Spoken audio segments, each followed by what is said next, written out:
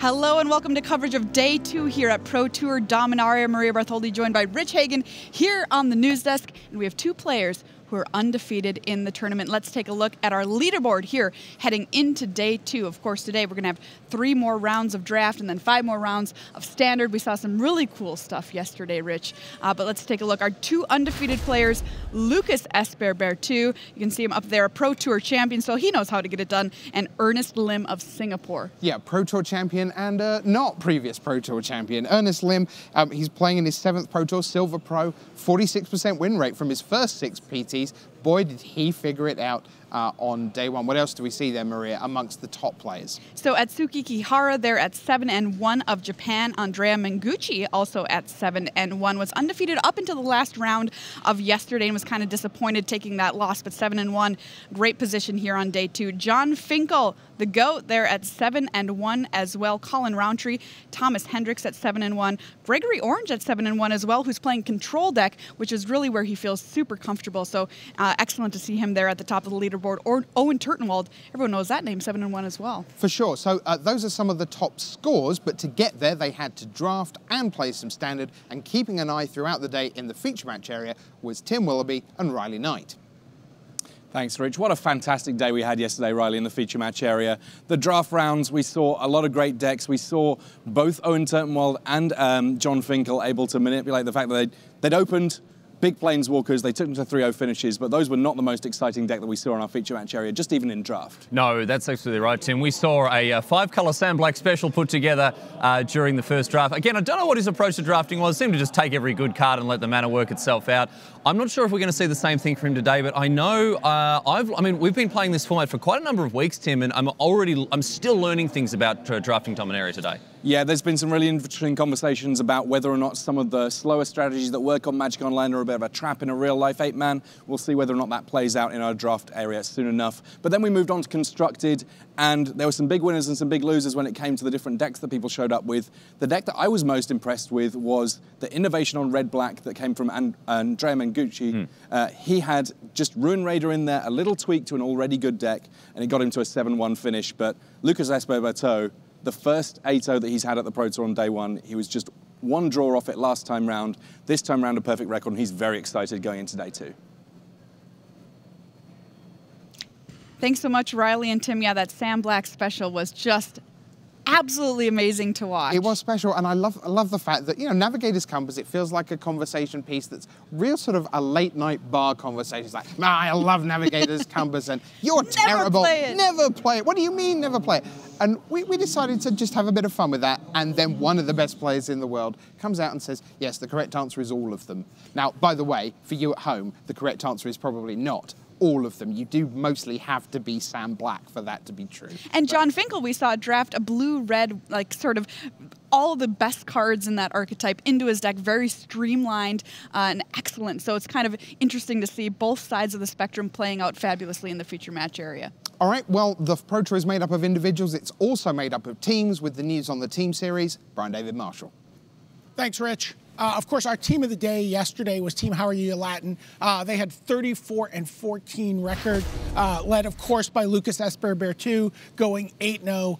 Team Ultimate Guard is one of the teams that's ahead of them in the team standings. They didn't do any harm to their standing with 2 7-1 finishes from John Finkel and Owen Turtenwald, 2 of the 4 Hall of Famers on that team. But one of the teams that's really interesting to me today to keep an eye on is the comic book store. This is a lesser known team, maybe a little further down the standings. They were 21st in the team series coming into this event, but Colin Roundtree and Jacob Nagro both went 7-1 yesterday and suddenly have put their team in a really good position because, again, for a lot of these teams that may not have everybody qualified for every Pro Tour, getting into the top 16 in the Pro Tour team series at the end of this tournament qualifies everybody on your team to play as 2 teams at the next Pro Tour, which will, of course, be a team competition. First time we've seen that on a Pro Tour in a long time. Pretty excited about it, and I'm sure everyone here on the top of this list also pretty excited about it.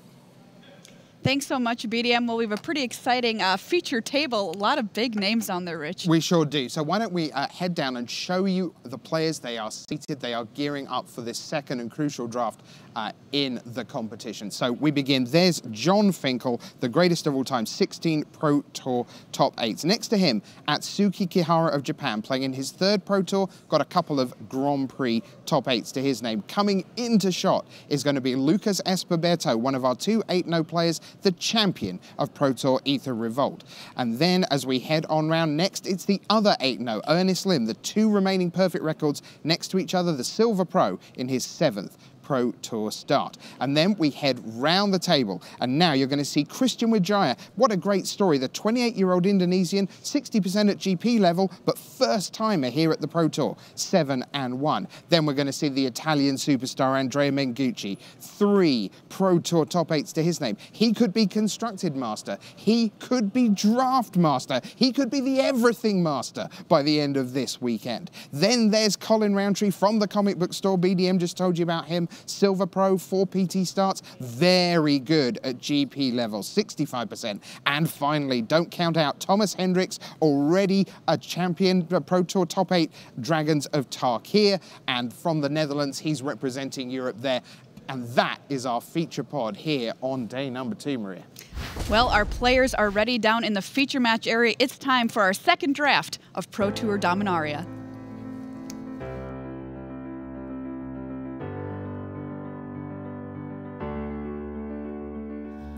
Hello there, welcome back to the booth here at Pro Tour Dominaria. I'm Marshall Sutcliffe, and this is Simon Gertzen. Good morning. It is time, of course, for Booster Draft as we work our way into day number 2.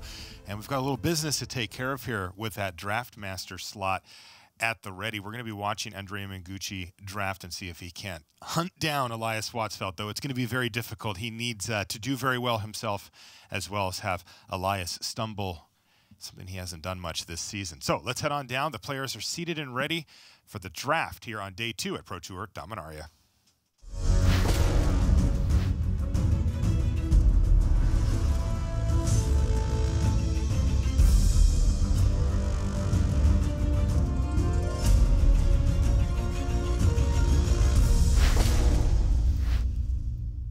Hello and welcome back to coverage here at Pro Tour Dominaria. I'm Marshall Sutcliffe in the booth with Simon Gertzen. And we're ready, Simon, for the second draft of the Pro Tour. This will be the final limited rounds. We're going to draft and then play our 3 rounds following up. And as you can see down in our feature match here, we've got some big names sitting at the table, including our feature drafter, Andrea Mengucci. Now, Andrea has a shot here, Simon, for the Draft Master slot at the World Championship. But he's got a lot of work to do, and it's not just him. He needs to have some things go his way that are out of his control. Namely, his nemesis here, Elias Watsfeld, needs to stumble significantly. Let's take a look at what he's opened. It looks like he's got a Tempest Djinn for his rare. There was also a Wizard's Lightning and Goblin Barrage in there as well. Yeah, like 2 red removal spells, a Tempest Djinn. He put Baleth Gorger quite up there, and there's an Academy Journey Mage, so less committal than Tempest Djinn. Whisper is another card there. Ultimately, I don't think you want to start with a triple blue card right out of the packs. Yeah, I mean, we saw Luis Scott Vargas pick up one of those in his draft yesterday, but he got it later in the draft when he was already committed to blue, and it fit perfectly. But boy, there's not a high chance that you get to run that card in your deck. You need to have blue be your main color, not even just a color that you play. And I saw a Saproling Migration, a Garna the Blood Flame, and what else did he pull out? Was it Blink of an Eye? Yeah, and in fact, he didn't pull out Saproling Migration, almost like he didn't really consider it to be on the same level as Blink of an Eye. Interesting. It looks like he's leaning towards Garna. He's kind of pulled that to the front. He started a powerful with gold card. Yeah, he started with a red removal spell, and suddenly a black-red gold card looks a lot more appealing. Might be a tiny signal from the right as well. Interesting stuff about when do you jump in on these gold cards. There's so many powerful gold options since these were printed at Uncommon for Dominaria that the question of, well, when do I move, right? Because people are really reluctant to first pick them just because of what we were talking about before. The likelihood that you actually play them is fairly low. But, you know, if you can get on the right gold train early, it can pay off. And yeah, it's like he's got a Gitu Chronicler lined up here. The uncommons in this set are so powerful, so you do want to get your share of them. I think Gitu Chronicler fits really well into his first two picks. It's a wizard, it returns his removal spells, and he wants to be drafting red anyway. I like his 3 cards, right? Kill your thing, buy it back, block with my Chronicler, play Garna, rinse and repeat. You can build really powerful late-game black-red decks. Yeah. There are some permanent types you have some issues with, but otherwise you can go really, really late. This is an interesting one. He's got an option between 2 wizards here if he'd like, Caligo's Skin Witch and Gitu Journey Mage, but it looks like he's pulled to the front a land, Memorial to Genius. This is a card that has kind of emerged among the top tier from that cycle of lands. This one and the Memorial to Folly, which is the black one, seem to be the most popular.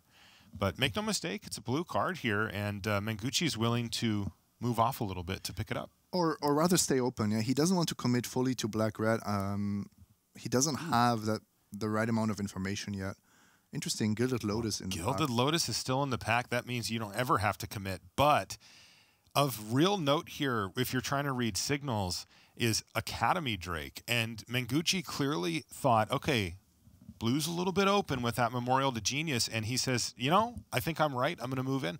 And if you have the chance, I think it's better to be in blue-red than in red-black, because you do get more versatile answers to the opponent's threats. Sure. Also, you know, if you can put it together, you have the chance for a really high upside deck, a Wizards deck. Mm-hmm. And it looks like he's picked up another wizard here if he'd like it. And it looks like Mengucci's really in the tank here between a black card and a blue card. Voldalian Arcanist is the one he has pulled to the front, you know, consistent with his move into blue, but it looked like he was thinking about that Windgrace Acolyte. He values Windgrace Acolyte very highly. He put it to the front of each of the packs it was in. It works with Garna. A color he really doesn't seem to like is green. It seemed like he almost decided from the beginning that green was not a real option. Got that vibe as well. Oh, Mengucci, what are you doing, buddy? This is a pretty dry pack. Really not a lot going on for him here. He's just going to go ahead and take a land. He values these spell lands really highly, and maybe that is a land that will ultimately just not make anybody's deck, but at least he's denying it from a green player. Yeah, that pack was really dry for Mengucci. Not a whole lot going on. Weight of Memory. Well, it's a powerful spell, and he's going to go ahead and take it. It's also consistent with the story that I think Mengucci's telling here, which is, I think blue's open, and I'm going to move in on it. Now, are you going to be blue-red or blue-black? Right now, blue-red seems the most likely. I think right now he's looking at being blue-red with a minor Wizards theme, but not as aggressive as some of the other Wizards deck. He's also past the most aggressive Wizards we've seen. That's right. Here's Befuddle as the pickup. There was also a Warlord's Fury. But in my mind, Mengucci's thinking, I'm going to keep cutting blue. I really want to solidify myself in blue and make sure that I try to maximize on pack 2. He's got another Befuddle here if you'd like it.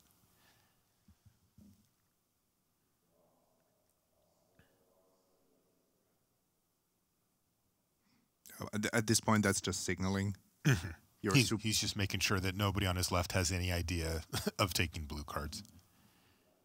Yeah, and another decent card here, an Arcane Flight. The Artificer's Assistant certainly isn't going to send anybody into blue, so he's not worried. And an Opt even. All right, so Mengucci started out in black and red, but pretty early on moved into blue for the Memorial of Genius and has been hooked up. I think that his read of that being a signal was actually correct in this spot, and he's picked up a lot of playable blue cards down the back end of this pack. Now, he's still got some work to do. His deck isn't fantastic by any stretch. No, the power level of his cards is actually not through the roof or anything, but I think that Memorial to Genius pick was really the most important pick he made, identifying that that is a powerful uncommon, and getting it at that stage meant that blue was very likely to be open. Just imagine if he had kept drafting black-red, I don't think his chances would look as good. No, I think his move ended up paying off in a reasonable way, but we won't really know until the end of the draft because, as we mentioned, his deck isn't there yet. It really doesn't have a strong shape to it. It doesn't have a lot going on. His best card right now is Wizard's Lightning or maybe Garna. not a high power level deck as it sits, but he does have the foundation for some good stuff here. And I think, you know, with 2 packs to go, he can feel pretty optimistic. Yeah, that's how I see it as well. And he cut blue very effectively. As you said, the power level of the blue cards is not through the roof, but it is the color that seems to be most open. So I think from the left, there should be a lot of blue and red cards coming his way. Do you think he was trying to wheel the Tempest Djinn? I don't think you can expect Is that too ambitious? Because there will be at least one other blue drafter at the table, and then when they get a Tempest Djinn, 3rd, 4th, 5th, they're just taking it. Yeah. I mean, a boy can dream, right? Of course, but I don't think it was part of the motivation of picking Memorial to Genius. All right, looks like pack number 2 incoming. Mengucci, he looks concerned, but let's see what he opens here. Ooh, Academy Journey Mage, he likes that one. Oh, and he got a Teferi. He likes that one even more. He really likes that one. Oh, my goodness. Now what? You got to take it. I think so, yes. I mean, it might mean splashing or it might mean losing the red cards, but boy, that is one of the most powerful cards in the whole set. It's competing with what? Academy Journey Mage and Goblin Barrage. And his colors are still flexible enough to make Teferi work. Yeah, no, forget it. Easy pick here. I'm really curious to see how this goes. So the things that I'd be thinking if I was Mengucci are, okay, can I pick up a Skittering Surveyor and keep the red card still? Or can I just beat blue-white? Blue-white's a very good color combo in this set, and there's, you know, no shame in that either. Yeah, it didn't seem like he was too keen on drafting white.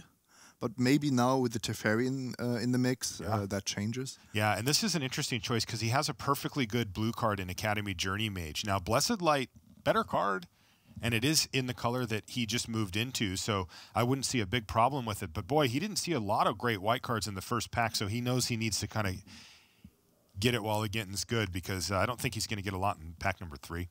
Absolutely true, but I do think that you could pick Blessed Light here and just splash it with the Teferi. Sure. Maybe in a bit more of a greedy deck. And something I wanted to mention, in a more controlling, more removal-heavy deck, the ability of Academy Journey Mage is not as potent as in more aggressive strategy. Yeah, Wizard strategies where it really shines.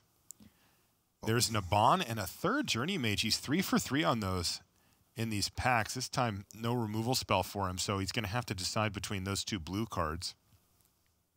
Doesn't really have anything to abuse Naban with. No.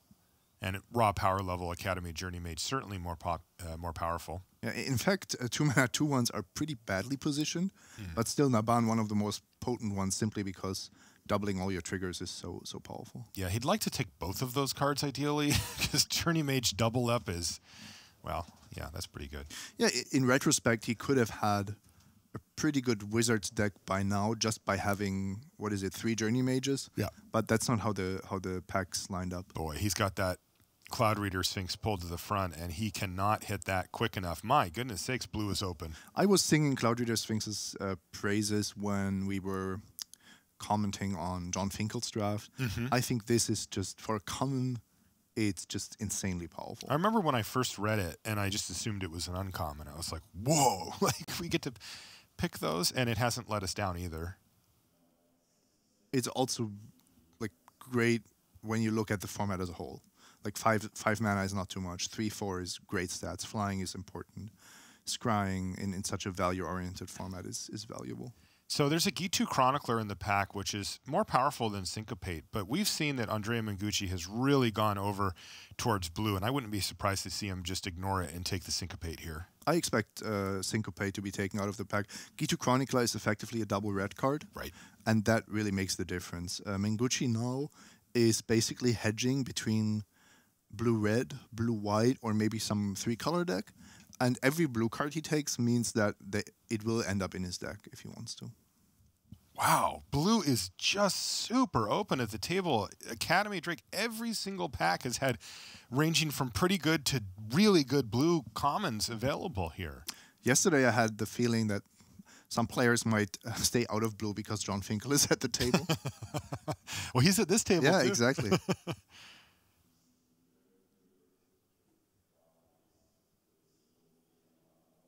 Did he pass that Drake there? It looks like he took Dominaria and Karn, yeah. Jeez, was that a Saproling migration in that pack still? Holy smokes, it is. Wow, he's nowhere near green, but my goodness sakes, I'm surprised to see that one still in there. Quite a lot of good red and green cards, at least for the kicker archetype. Goodness sakes. Probably not one that is being drafted at this table. Yeah, I think Mengucci at this point is going to end up in the nearly mono blue with a couple of white cards deck. I mean, things could change in pack 3 that might shift him further towards a more traditional 2-color deck, but blue has been so open that he's just been able to pick up reasonable cards at almost every juncture. Here's a fire elemental for Mengucci, but I do feel like the ship has sailed a bit on red unless something changes.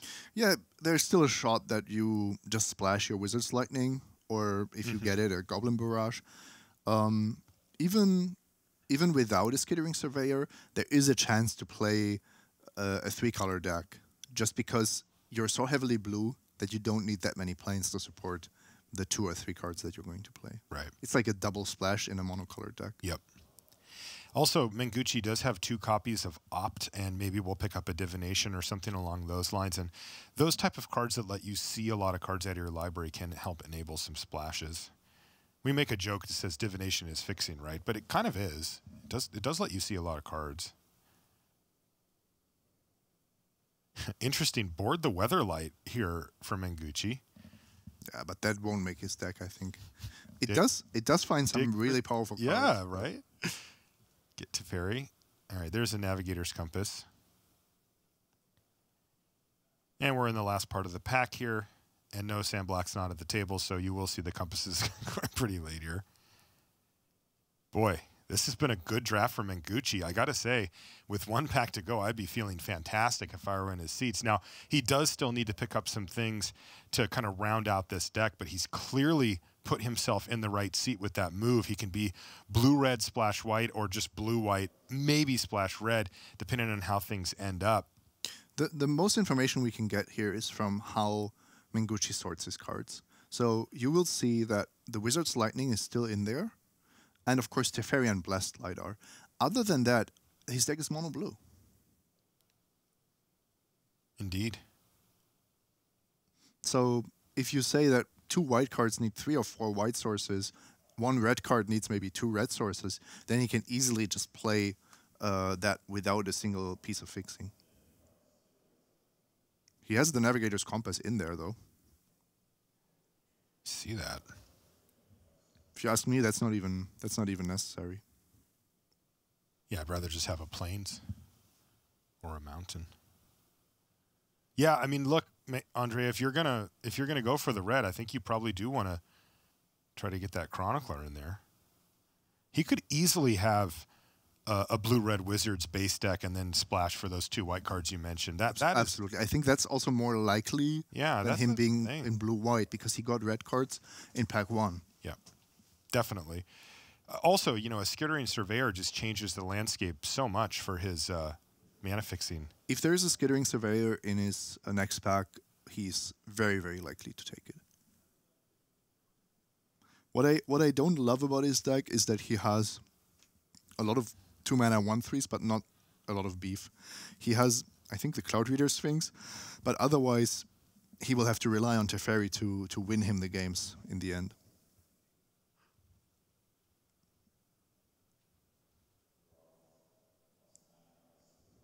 Interesting point also if you open something like Shivan Fire, which isn't in your main color, but of course a really potent removal spell. All right, looks like he's got his next pack at the ready. Let's see what he gets. Ooh, Sarah Angel and Karn. What is going on here? Oh my God. Mengucci opened Teferi and Karn at the Pro Tour draft. Must be nice. That's just unbelievable. Oh, man. He's contemplating. There is a Sarah Angel in the pack after all. Get out of here. Oh, man. I don't know if I can watch any more of this. This is just too good. Boy. I wonder when Elias Wattsfeld is going to hear that, hey, you know, Mengucci has Teferi and Karn, right? Just don't mess up. What do you say? Mengucci is going to have to 3-0 while Elias gets a 1-2 in order to catch him. Elias and that only ties them up. Elias can win Draft Master by himself. Another copy of Wizard's Lightning, a Karn's Temporal Sundering, a Jousting Lance. Doesn't seem great here. No, but Wizard's Lightning does. Oh, yeah. He has so many wizards that this is effectively Lightning Bolt. Okay, it's red, but I don't think that's a big problem. Of course, Karn's Temporal Sundering is actually quite good in his deck if he has a Planeswalker out. Like Karn. But the full flavor win. I don't think you can reasonably pick it here. Also, if I remember correctly, he doesn't have any other legends. No, just Garna, which he's not going to end up playing. Whew. So we are at 2 white cards and 2 to 3 red cards currently.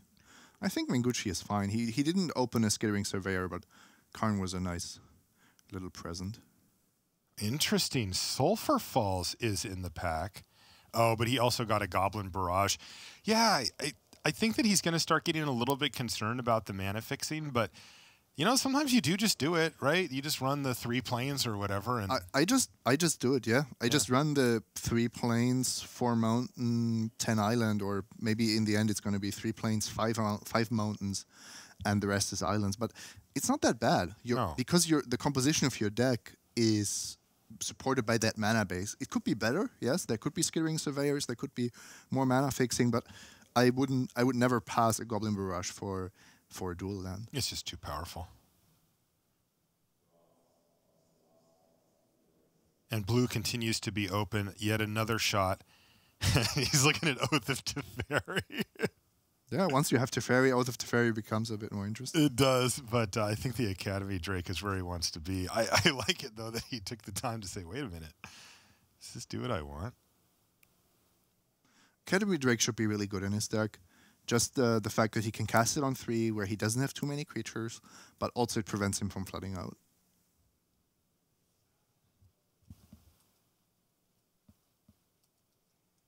Wow, look at that.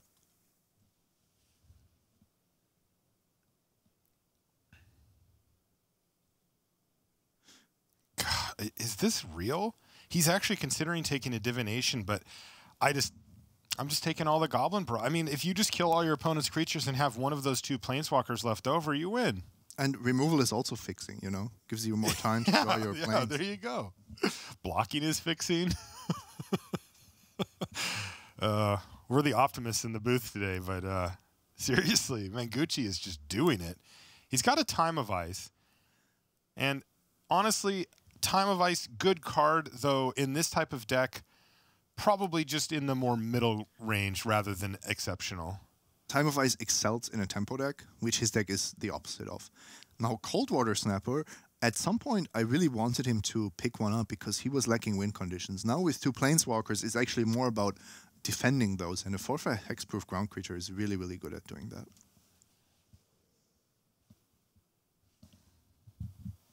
I'm so jealous of Mengucci right now. And as you can see, we're entering the stage where he cannot reasonably expect to get much more. There's still a lot of elves in the pack. Wow. Boy. Green really not being valued very highly for seeing I guess elves. And he's going to end up meeting in the finals against whoever's in green. Chat says Time of Ice is fixing. They're not wrong. Yeah. Urza's Tomb. How do you like Urza's Tomb? Found it a little too slow. Yeah, it always looks like it could do more and then doesn't quite do the job. I don't have it in the unplayable camp. It's definitely made the cut in multiple of my decks, but I don't put a premium on it. Oh, I play it in many decks. Yeah. But just because I like it so much. But I know it's really one of the weaker cards in the deck if I do. It is clunky. Oh, it looks like he probably just wants a Tolarian Scholar out of this pack. I was going to say that like this is a point where you're not talking about Goblin Barrage, you're just talking about a 4-mana 4/4. Right. So maybe here you can improve your mana situation a little bit by taking the blue card. Mengucci disagrees, though. I think I like the curve pick as well. The 4-mana spells are starting to pile up a bit here for Mengucci, and he's going to want to make sure he's on the board early to have defensive creatures to defend his turn 4 and turn 5 planeswalkers. Yeah, if there was like Oh my god, no problems with the mana, I think the pick would have been the Cyclops. there's 4 cards left in that pack, and one of them's Academy Drake. Look at Mengucci. He's like, is this for real? All right, he got the Oath of Teferi back. I assume we're not doing it, but...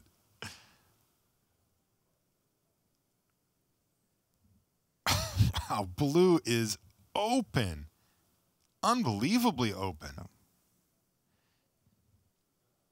The nice thing is we can actually check how many other blue drafters there were at this table because we have all this information. My guess is 1. Right, the Tempest Drake or the Tempest Djinn did end up getting taken by somebody, so it's gone. Yeah, maybe somebody a few seats left to Mengucci so that he had all the right-hand side of the table feeding him blue cards. That's right. So if there was 2 good cards, 2 good blue cards in that Drake pack, that last one, for example, the blue player would have taken the best one, and then nobody else wants that Drake. It comes all the way around. I mean, he's Drake flooded. He almost has too many. Could actually be blue-red aggressive wizards.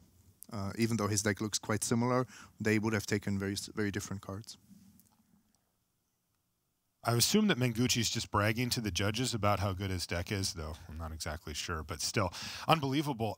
Now, where did this deck end up? Because the peaks, Simon, are very high, right? I mean, we saw clearly that he's got the two best planeswalkers in the set, including one of them being colorless in his pile. Welcome back to the booth. But where did this deck end up overall? I'm not so sure. If I compare it, for example, to John's draft from yesterday, I think it's significantly weaker. Okay. The mana base is much worse. His spell quality and creature quality is worse. He does have those 2 planeswalkers, but in the end, I would say it doesn't quite reach the power level. Okay. I mean, he did get 2 Goblin Barrage, 2 Wizard's Lightning to go along with all that other stuff. Oh, he can easily 3-0 with this kind of deck, but it's not through the roof. Well, he needs to if he's going to hunt down Elias Watts, but we're going to keep an eye on that and much more. Don't go anywhere. We'll be back right after these messages. Check out Dominaria Booster Draft Leagues on Magic Online. Draft anytime, play anytime. Available now. For more information, visit mtgo.com.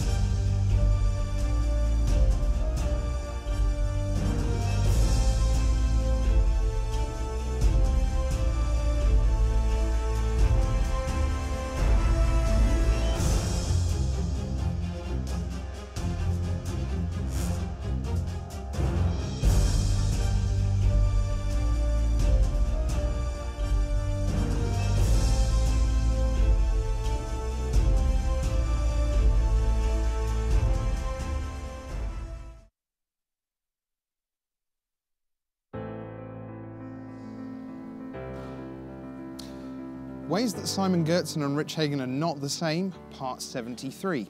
When you listen to Simon Gertzen talk about Andrea Mengucci's draft, he says things like, I think the card quality is overall not quite as good as John yesterday. I think overall the fixing is not as good, the mana base is probably not as good, and I'm not quite sure where it goes. Rich Hagen says, he's got a Karn! He's got a Karn! He's got another Planeswalker! It's crazy! That's why we have experts and play-by-play in the booth. So now we're going to do another draft. Let's see who the crazy one is out of Maria Bartholdi and Brian David Marshall as they bring you the complete story of Lucas Esper Berto.